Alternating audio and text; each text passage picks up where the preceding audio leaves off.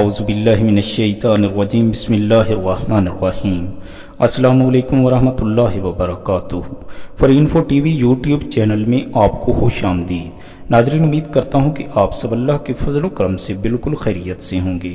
नाजरीन, आज की इस वीडियो में मैं आपको एक ऐसा नुस्खा और साथ ही छोटा सा वजीफ़ा बताने वाला हूँ जिस पर अगर आप अमल करेंगे तो आपको नए और पुराने हर किस्मी इमराज से यकीनी तौर पर निजात मिलेगी। नाज़रीन, अगर आप किसी मर्ज़ का इलाज करते हुए तंग आ चुके हैं, थक चुके हैं, तो आपको ये नुस्खा ज़रूर आजमाना चाहिए। इंशाअल्लाह ताला आपको शिफा ज़रूर मिलेगी। नाज़रीन, नुस्खा बताने से पहले आपसे एक छोटी सी गुजारिश है।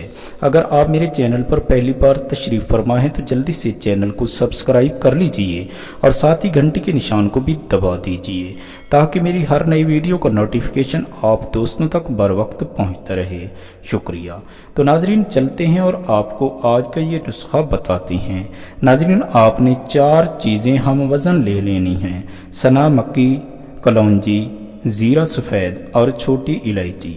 नाजरीन, सना मक्की, कलौंजी, ज़ीरा सफ़ेद और छोटी इलायची, आपने इन तमाम चीज़ों को बारीक पीस लेना है और सफ़ूफ बना लेना है। अब इन चारों चीज़ों को आपने अच्छी तरह मिक्स कर लेना है और इस पर आपने सूरह फातिहा को आपने 41 मरतबा पढ़कर दम कर लेना है। अव्वल व आखिर आपने 3 मरतबा दरूद शरीफ ज़रूर पढ़ना है। नाजरीन, दम करने के बाद आपने इसे किसी शीशी में महफूज कर लेना है और दिन में 3 मरतबा हर खाने के बाद आधा चम्मच आपने पानी के साथ इस्तेमाल करना है। इंशाअल्लाह ताला आपको शिफा ज़रूर मिलेगी। नाजरीन, उम्मीद करता हूँ कि आपको ये वीडियो ज़रूर पसंद आई होगी।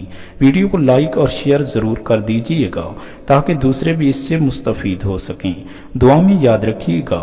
अगली वीडियो तक के लिए अल्लाह हाफिज़।